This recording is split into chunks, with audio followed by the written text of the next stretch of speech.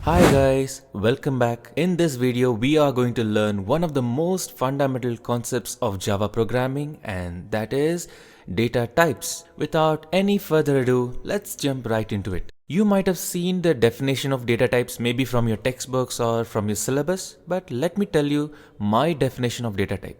So data type is a facility provided in Java programming which takes in real world data as the input and converts it into computer understandable data.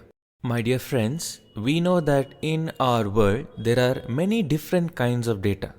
For example, age is an integer. Name is a series of characters. Gender is nothing but male or female or M or F. Then we have bank balance, which is a fractional data. Don't you think we have many different kinds of data? So if we want computer to perform a task for us, don't you think the computer needs to understand the data present in real world so that it can process it and give us a solution? And that is where the concept of data types comes into picture.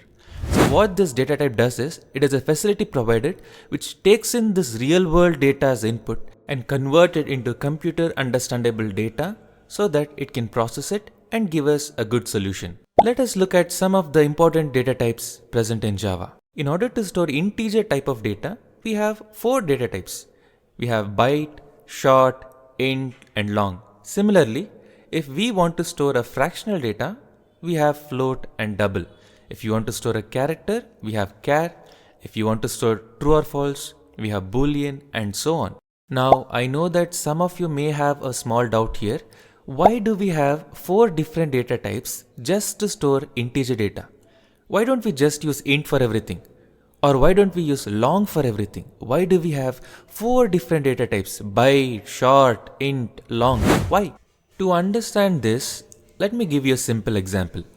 Here I have a Java program which prints the age of a person. Just a simple program. I want you to pause the video and have a look at this code carefully. Then come to the comment section and tell me whether this code will execute successfully or not. Let us execute the program and see the output that we get. As you can see, we don't have any errors. The program is executed successfully. So what is the problem? My dear friends, always remember that whenever you try to declare a variable of a particular type, it will allocate certain portion of memory in the RAM. And obviously, the capacity of RAM is not unlimited. Everything has a limit. And what makes you a good programmer is the way you handle it efficiently. Have a look at this image. Assume you wanted to gift a small ball to your friend. So you decided to wrap it in a container and give it to your friend. Now, what kind of container is efficient? Is it the small one or the big one? Well, obviously it is the small one. It is not that you can't store the ball in the big one, but you will be wasting a lot of storage capacity. That is exactly what happened in the program. Let me show you the capacity of each data type. Every data type has a certain range and a certain capacity. For example, if we use byte data type to declare a variable, we can store integer data ranging from -128 to +127. This is the range of the data that it can hold. And the capacity of byte data type is 8 bits, which means I can say 1 byte is equal to 8 bits. So whenever we try to declare a variable using byte data type, 8 bits of memory is allocated in the RAM. Similarly, the capacity of a short data type is 16 bits. Int is 32 bits, long is 64 bits, and so on. But the question is which data type to use and when to use it. Let us talk about the same age program that we discussed earlier. Instead of using int, why not use byte data type?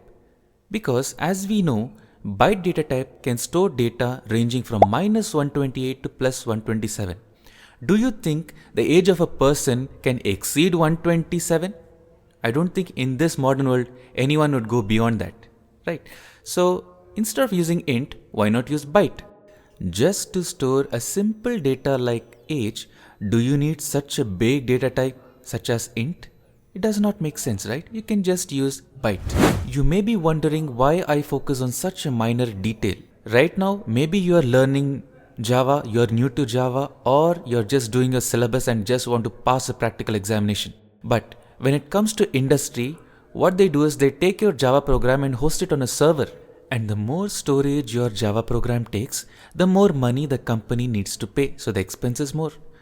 And that is the reason companies look for such a Java developer who can write Java program in such a way that it takes less storage but gives more performance. So kindly keep these small details at the back of your mind so that you would be comfortable when you're working with Java projects. That's it for this video. See you in the next one. Bye bye.